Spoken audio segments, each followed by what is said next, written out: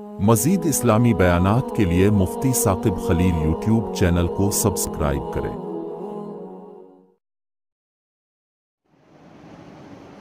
الحمد لوليه والصلاة على نبيه وعلى آله وأصحابه المتأدبين بآدابه أما بعد فأعوذ بالله من الشيطان الرجيم بسم الله الرحمن الرحيم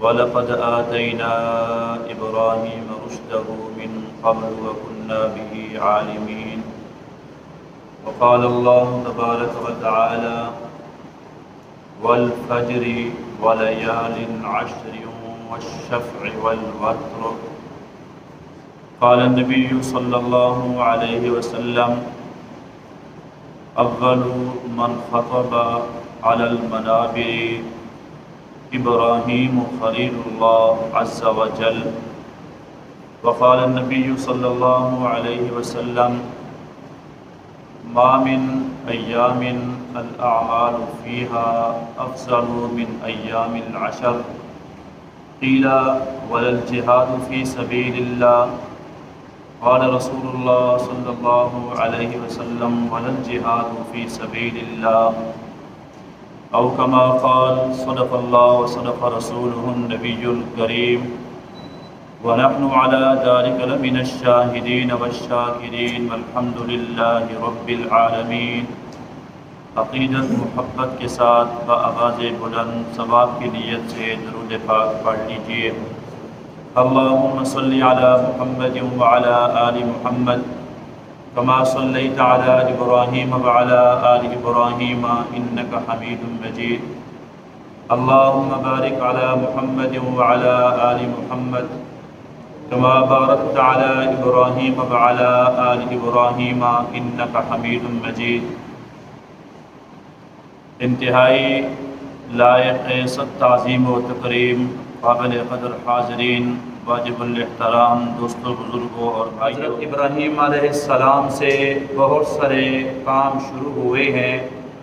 جیسے آپ حضرات کو بتایا اول من اضاف الضیوف، سب سے پہلے مہمان نوازی کی داغ پیر ڈالنے والے حضرت ابراہیم علیہ السلام ہیں۔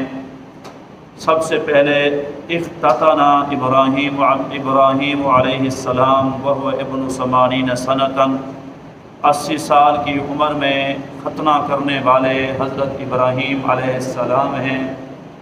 سب سے پہلے یہ جو ہم جمعہ پہ آتے ہیں غسل کر کے آتے ہیں، یہ جمعہ کا غسل یہ نہانا سیدنا ابراہیم علیہ السلام سے شروع ہوا۔ نبی کریم صلی اللہ علیہ وسلم کے دور میں مسجد نبوی قرب نشیب میں تھی، گرمی بڑی شدت کی ہوتی تھی، صحابہ کرام کے ہاں غربت بڑی مشہور تھی، کپڑے موٹے پہنتے تھے، باریک کپڑوں کے رواج پیسہ نہیں ہوتا تھا، لہٰذا جب وہ مسجد نبوی میں آتے تھے تو اس کی وجہ سے پسینہ آتا تھا، پسینے کی وجہ سے ایک دوسرے کو تکلیف ہوتی اور مسجد نبوی میں ایک بو محسوس ہوتی تھی۔ نبی کریم صلی اللہ علیہ وسلم نے جب غزوات شروع ہوئے اور مال غنیمت مال فیع عام ہوا، اس صحبت کا دور آیا، اللہ کے نبی نے فرمایا بے باریک لباس پہن کے آیا کرو، اور جب جمعہ پہ آؤ تو غسل کر کے آیا کرو، خوشبو لگا کے آیا کرو، تاکہ ہماری وجہ سے کسی فرشتے کو تکلیف نہ ہو۔ یہ فرشتوں کا ماحول ہوتا ہے۔ یہ غسل کی ابتدا حضرت ابراہیم علیہ السلام نے کی۔ اول من، یہ وہ پہلے آدمی ہیں جس نے سب سے پہلے اپنے بالوں کے اندر مانگ نکالی۔ اس سے پہلے درمیان میں کسی نبی نے مانگ نہیں نکالی تھی۔ یہ حضرت ابراہیم علیہ السلام کی سنت ہے۔ نبی کریم صلی اللہ علیہ وسلم شروع میں مانگ نکالتے تھے، پھر بعد میں حضور کو مانگ نکالنے کی ضرورت نہیں پڑتی تھی، خود بخود درمیان میں مانگ نکل جاتی تھی۔ اصحاب پیغمبر کو اتنا شوق ہوتا تھا کہ لوہے کی سلاخیں گرم کر کے اپنے سر کے درمیان میں رکھتے، باغ جل جاتے، چمڑے جل جاتے، زخم آ جاتے اور دل باغباں ہو جاتا کہ اللہ تیرا شکر ہے درمیان میں پیغمبر کی طرح مانگ نکل گئی، سنت زندہ ہو گئی۔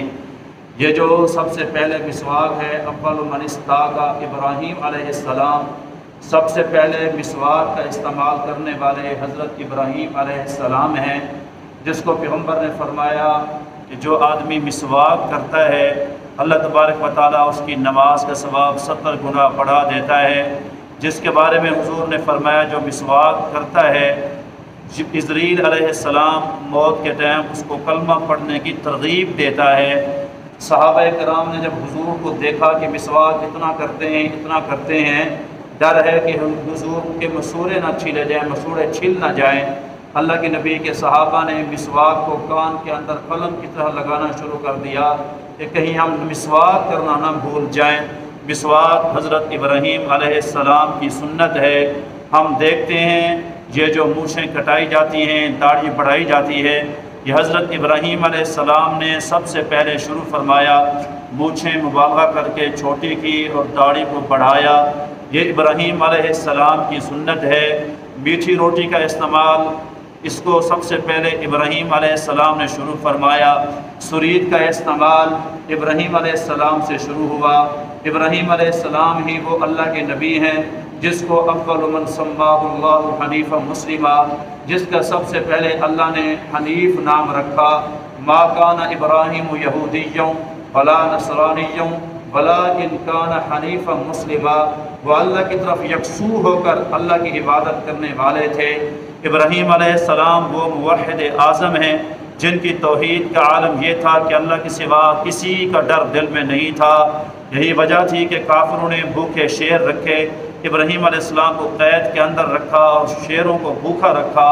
پھر چند دنوں کے بعد ابراہیم علیہ السلام کو بھوکے شیروں کے اندر ڈالا تو وہ شیر حضرت ابراہیم علیہ السلام کے پاؤں مبارک آ کر چاٹنے لگے۔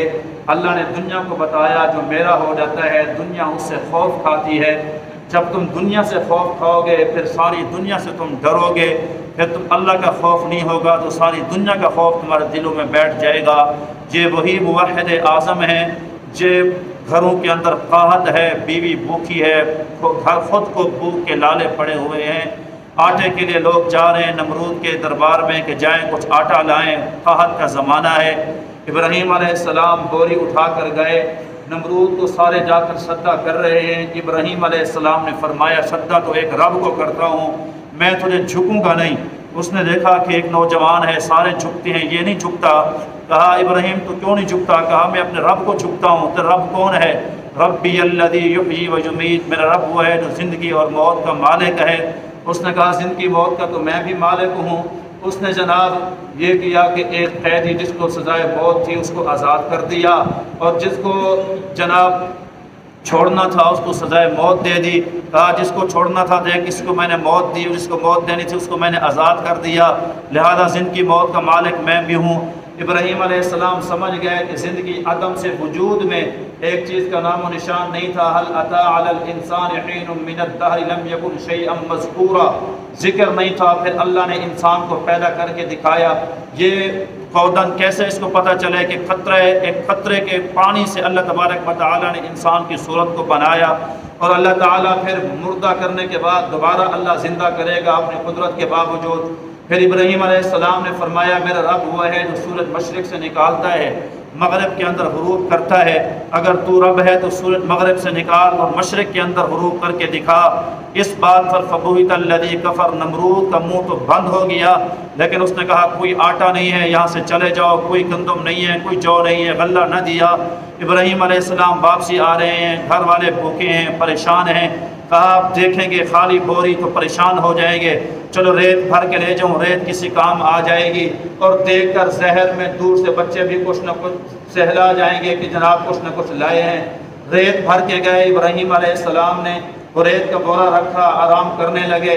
بیوی نے بورا کھولا تو گندم سے وہ بوری بھری ہوئی تھی، گندم نکالی، اس کو پیسا، آٹا بنایا، روٹی بنائی۔ ابراہیم علیہ السلام اٹھے تو روٹی تیار تھی۔ کہا یہ گندم کہاں سے آئی؟ کہا وہی بوری ہے جو آپ لائے تھے، وہ تو گندم کی تھی، ہم نے گندم پیس کے آٹا بنایا۔ آنکھوں سے آنسو ہیں، داری تر ہے۔ اللہ تو نے مجھے آج شرمندہ ہونے سے بچا لیا، اللہ تو نے میری ریت کو گندم بنا دیا، مجھے ہمیشہ اپنے در پہ جھکنے کی توفیق نصیب فرمانا۔ یہ وہی موحد اعظم ہیں جنہوں نے اول من تمزمزہ، جس نے سب سے پہلے کلی کا عمل کیا ہے۔ یہ جو ہم وضو کرتے ہیں، کلی کرتے ہیں، یہ کلی سب سے پہلے ابراہیم علیہ السلام نے کی ہے۔ اول من استنشق، سب سے پہلے جس نے ناک کے اندر پانی دیا وہ کوئی اور نہیں، سیدنا ابراہیم علیہ السلام ہیں۔ حضور کریم صلی اللہ علیہ وسلم کی یہ سنت اللہ کو اتنی پسند آئی کہ اللہ نے فرض سے پہلے سنت کو جاری کر دیا۔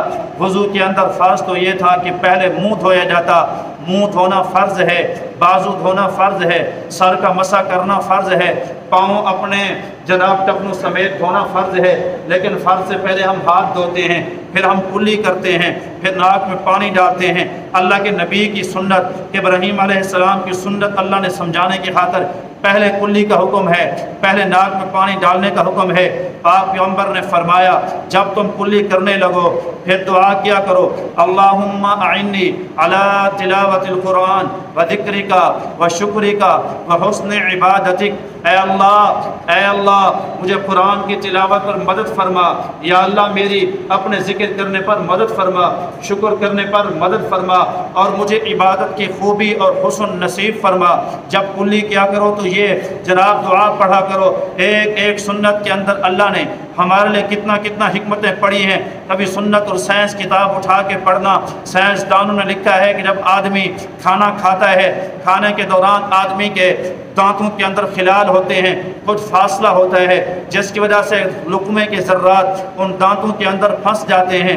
اگر وہ پھنس کر رہ جائیں تو دوسرے دن ان ذرات کے اندر بو پڑ جاتی ہے، وہ گل سڑ جاتے ہیں، جس کی وجہ سے مسوڑوں کو نقصان ہوتا ہے، دانتوں کا نقصان ہوتا ہے۔ پھر وہ کھڑے رہیں، مسواک نہ کریں، تو پھر جناب اگر ہم کلی نہ کریں، مسواک نہ کریں، پھر اس کے بعد ہم کیا کریں گے؟ دوسرے دن یا شام کو کھانا کھائیں گے تو تازے لقمے کے ساتھ وہ پرانے ذرات بھی ہمارے معدے کے اندر جائیں گے، تب ہمارا معدہ اور آنتیں خراب ہوگی۔ تم اگر کلی کرو گے، تم اگر مسواک کرو گے تو مسواک اور کلی کی وجہ سے تمہارے دانت بھی ٹھیک رہیں گے، تمہارے مسوڑے بھی ٹھیک رہیں گے، تمہاری آنتیں بھی ٹھیک رہیں گی۔ انسان جب ناک میں پانی ڈالتا ہے پھر انسان کو دعا کرنی چاہیے، اللہم ارحنی رائحۃ الجنہ اللہم لا ترحنی رائحۃ النار۔ اے اللہ مجھے جنت کی خوشبو سنگھانا، اللہ جہنم کی آگ کی بو نہ سنگھانا۔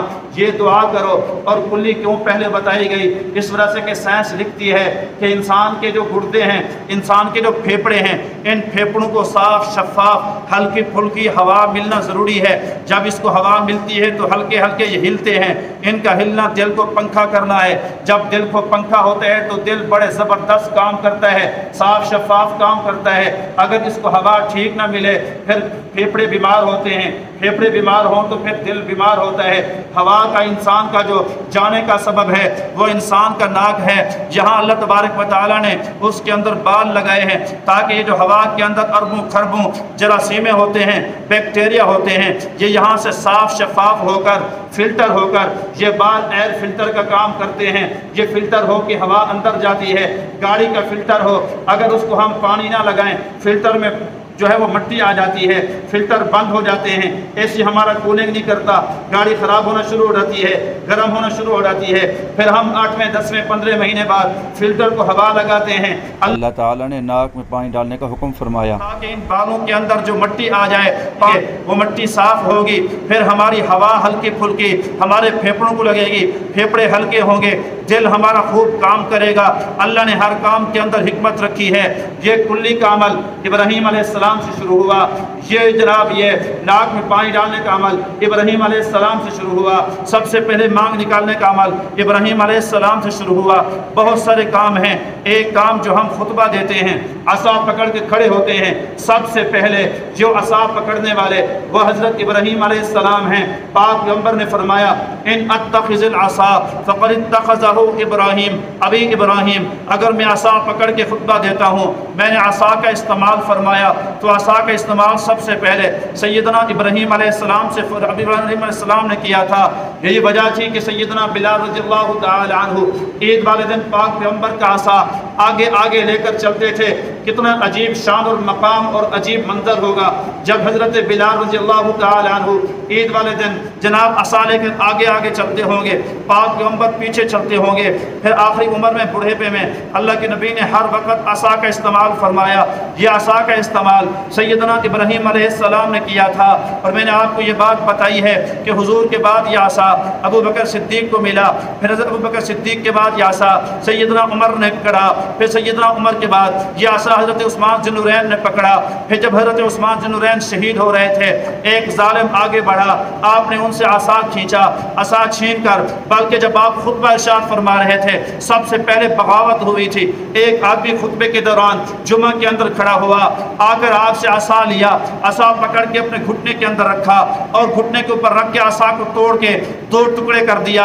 سیدنا عثمان ذی النورین کی آنکھوں میں آنسو آ گئے، کہا ظالماں تو نے بہت بڑا گناہ کیا، تجھے پتہ ہے یہ کون سا عصا ہے جس کو پاک پیغمبر والے نبوت والے ہاتھ لگے ہیں، جس کو ابو بکر صدیق کے ہاتھ لگے ہیں، جس کو حضرت عمر کے ہاتھ لگے ہیں، یہ پیغمبر کی ہمارے پاس نشانی تھی، تو نے امت کو پیغمبر کی نشانی سے محروم کر دیا، جیسے تو نے پیغمبر کے عصا کو ٹکڑے کیا۔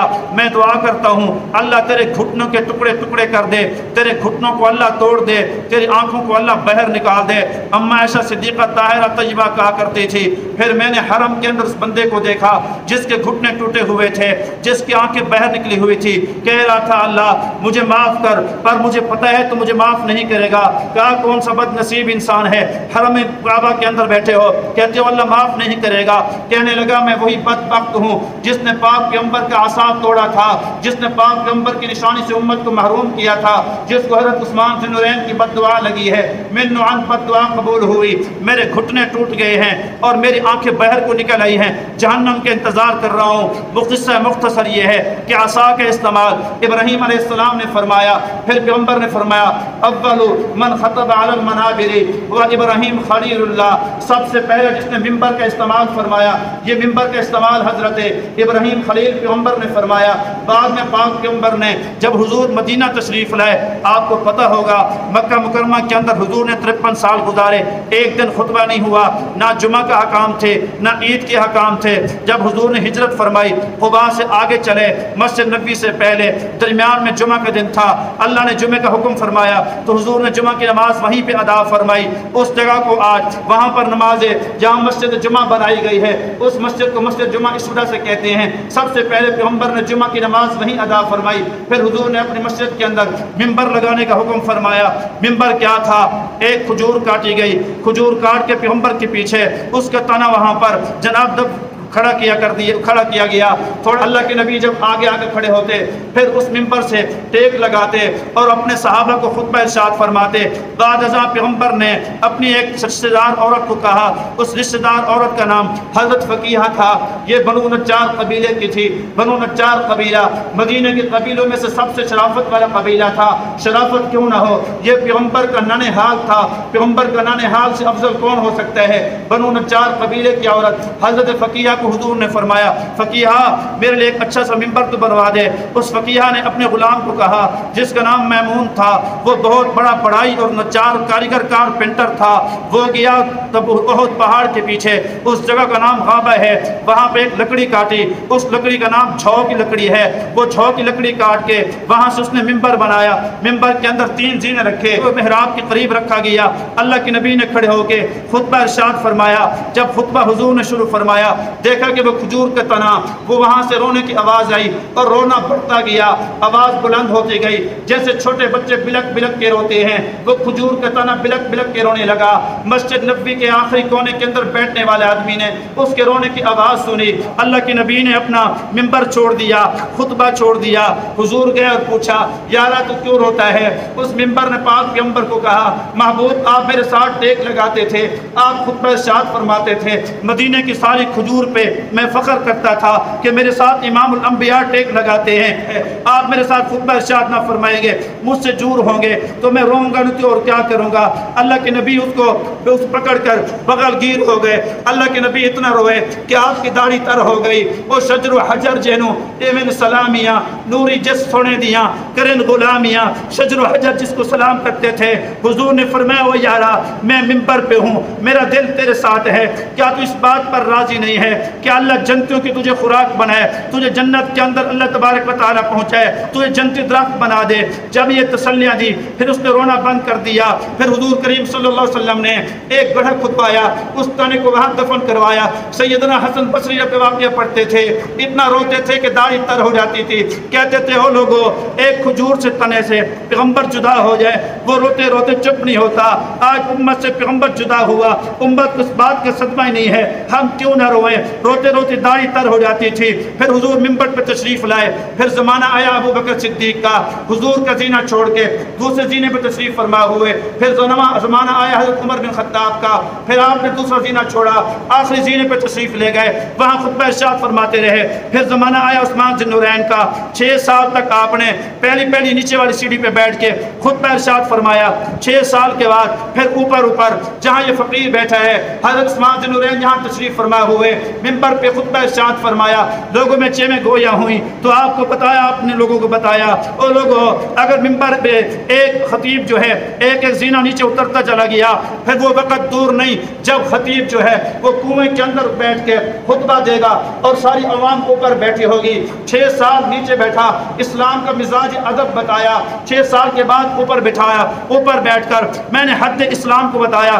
اسلام کی حد یہ ہے پیغمبر کا وارث پیغمبر کی جگہ بیٹھ کر خطبہ ارشاد فرمائے۔ امیر معاویہ رضی اللہ تعالی عنہ آئے، انہوں نے 3 زینے اوپر کر کے نیچے منبر لمبا کر دیا اور زینے بنا دیے کہ میں ابو بکر صدیق کی جگہ پہ نہیں بیٹھ سکتا، عمر کی جگہ پہ نہیں بیٹھ سکتا، عثمان کی جگہ پہ نہیں بیٹھ سکتا۔ پھر آپ نیچے بیٹھتے رہے، پھر بادشاہوں نے بعد میں منبر بنایا۔ اللہ ہم سب کو مسجد نبوی کی حاضری نصیب فرمائے، اللہ اس منبر کی زیارت نصیب فرمائے۔ یہ منبر وہ نہیں جو امیر معاویہ نے بنایا تھا، بعد میں بنایا بادشاہوں نے، لیکن یہ منبر نقل ہے امیر معاویہ کے منبر کی، جس کی سیڑھیاں زیادہ ہیں، نیچے امام کھڑا ہوتا ہے، خطبہ دیتا ہے۔ عزیزوں بتانے کا مقصد تھا آج ہم منبر پہ کھڑے ہوتے ہیں، لوگ عزت کی نگاہ سے دیکھتے ہیں، منبر رسول کہا جاتا ہے، آج مصلی رسول کہا جاتا ہے، یہ منبر رسول کا وارث ہے، یہ مولوی مصلی رسول کا وارث ہے۔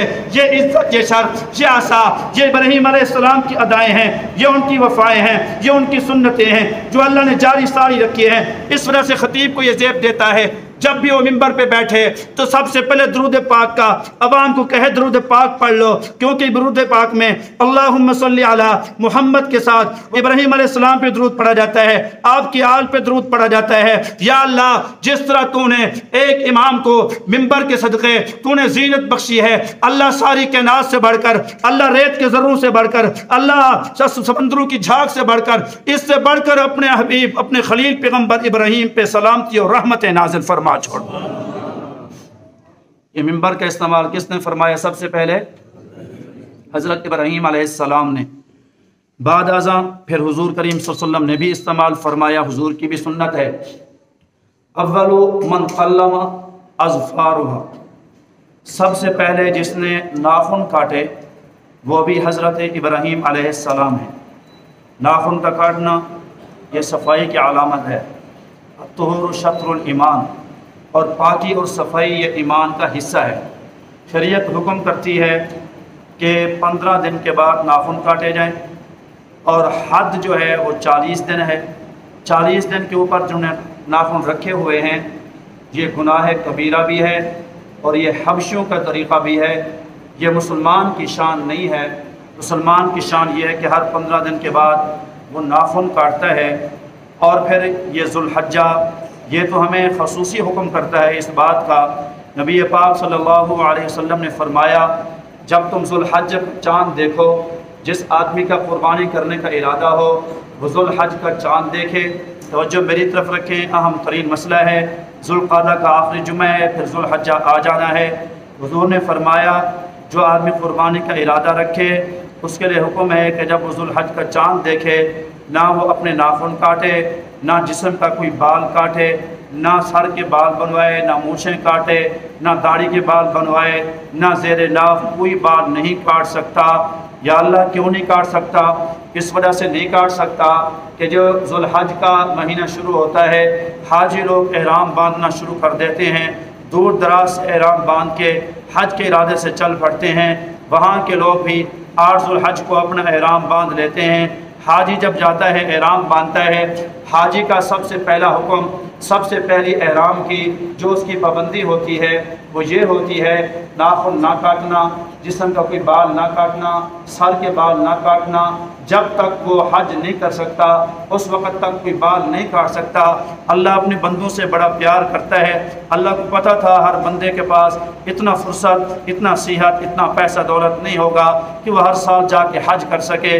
جہاں پر گناہ ایسے معاف ہوتے ہیں جیسے ماں کے پیٹ سے باہر آیا ہو، ایسے بندے کے اللہ گناہ معاف کرتے ہیں، اللہ کی رحمتیں برستی ہیں۔ یہاں بیٹھے بیٹھے خیال آ جائے اللہ تو بھی مجھے دولت دیتا، میں حج کی عبادت کرتا، حج کی عبادت تو مال کی وجہ سے ہے، میرے پاس مال ہوتا آج میں نے احرام باندھا ہوتا، آج میں صفا مروہ کی سعی کر رہا ہوتا، میں بھی بیت اللہ کے طواف کر رہا ہوتا، میں بھی مینا مزدلفہ کے چکر لگا رہا ہوتا، میں عرفات کے اندر حاجوں کی طرح آنسو گرا رہا ہوتا۔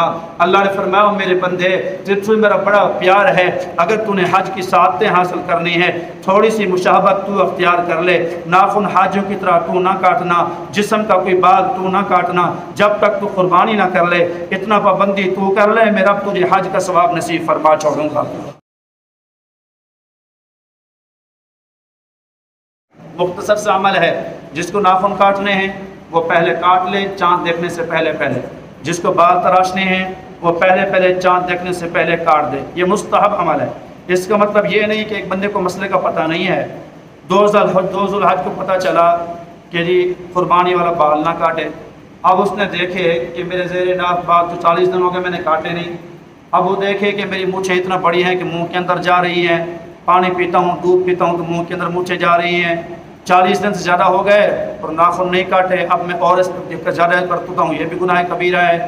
اگر 40 دن سے زیادہ ہو رہے ہیں تو پھر وہ آدمی اپنے ناخن کاٹ بھی سکتا ہے، گناہ گار نہیں ہو رہا، وہ زیر ناف بال بھی کاٹ سکتا ہے۔ مسئلے کا بعد میں جس کو معلوم ہے، آپ تو پہلے سن کے جا رہے ہیں، آپ چاند دیکھنے سے پہلے یہ کام کریں۔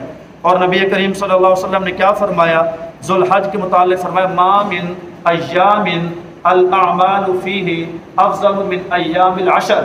میرے پاک پیغمبر نے فرمایا وہ دن جن میں عبادتیں ہوتی ہیں ان دنوں میں سب سے بہترین عبادت کے دن وہ ذوالحجہ کے 10 دن ہیں جن میں اللہ پاک عبادتیں قبول فرماتے ہیں۔ اللہ کے نبی کے صحابہ نے فوراً پوچھا قیل ولل جہاد فی سبیل اللہ، اللہ کے نبی جہاد فی سبیل اللہ سے بھی افضل اعمال ہیں؟ اللہ کے نبی نے فرمایا ولل جہاد فی سبیل اللہ، چاہے جہاد ہی کیوں نہیں۔ دوسری حدیث میں ہے ہاں اگر وہ جان اور اپنے مال سب قربان کر دے شہید ہو جائے پھر ذوالحجہ کے اعمال سے وہ افضل شہید ہے جس نے جہاد کے اندر اپنی جان کو پیش کیا۔ عام مجاہد سے یہ گھر میں عبادت کرنے والا، اور عبادت کیا ہے؟ فاکثروا فیہ التسبیح والتکبیر والتحلیل، ان دنوں کے اندر لمبی عبادتیں نہیں ہیں، اٹھتے بیٹھتے سبحان اللہ، الحمدللہ، اللہ اکبر، لا الہ الا اللہ۔ کیا ہوگا اگر آپ ایک مرتبہ سبحان اللہ پڑھیں گے؟ اللہ کے نبی نے فرمایا اپنے صحابہ کو تمہیں پسند ہے کہ روز احد پہاڑ کے برابر عبادت کرو، تم ثواب حاصل کرو؟ اللہ کے نبی پسند تو ہے لیکن اتنا کون ثواب حاصل کر سکتا ہے؟ حضور نے فرمایا جس آدمی نے سبحان اللہ کہا احد پہاڑ کے برابر اللہ ثواب نصیب فرماتے ہیں، جس نے الحمدللہ کہا احد پہاڑ کے برابر اللہ ثواب نصیب فرماتے ہیں، جس نے اللہ اکبر کہا احد پہاڑ کے برابر اللہ تبارک و تعالی ثواب نصیب فرماتے ہیں۔ اور اس سے آگے سنو، پاک پیغمبر نے فرمایا ان ایام میں جو آدمی 100 مرتبہ سبحان اللہ پڑھ لے اللہ تبارک و تعالی 100 عربی غلام آزاد کرنے کا ثواب نصیب فرماتے ہیں۔ جو آدمی 100 مرتبہ الحمدللہ پڑھ لے اللہ تبارک و تعالی 100 گھوڑے مال سے لدے ہوئے اللہ کے راستے میں خرچ کرنے کا ثواب نصیب فرماتے ہیں۔ جو آدمی 100 مرتبہ اللہ اکبر پڑھ لے 100 اونٹ قربان کرنے کا اللہ پاک اس کو ثواب نصیب فرماتے ہیں۔ جو آدمی 100 مرتبہ لا الہ الا اللہ پڑھ لے زمین سے لے کر آسمان تک جتنی بھی خلا ہے اللہ اس تمام خلا کو اس آدمی کے لیے نیکیوں سے بھر دیا کرتے ہیں۔ عزیزو، ایک تو آپ اپنے ناخن پہلے کٹوا لیں جس نے قربانی کرنی ہے، بال بنوا لیں، اور نمبر 2 ان ایام کے اندر روزے کی کثرت کریں، نمبر 3 ان ایام کے اندر ذکر کی تسبیحات کی کثرت کریں، لا الہ الا اللہ، سبحان اللہ، الحمدللہ۔ باقی عرفہ، یوم عرفہ کے فضائل، قربانی کے فضائل مسائل اگلے جمعہ عرض کیے جائیں گے۔ اللہ پاک جو کچھ کہا سنا گیا عمل پیرا ہونے کی توفیق نصیب فرمائیں۔ व आखिर दावाना अल्हम्दुलिल्लाहि रब्बिल आलमीन।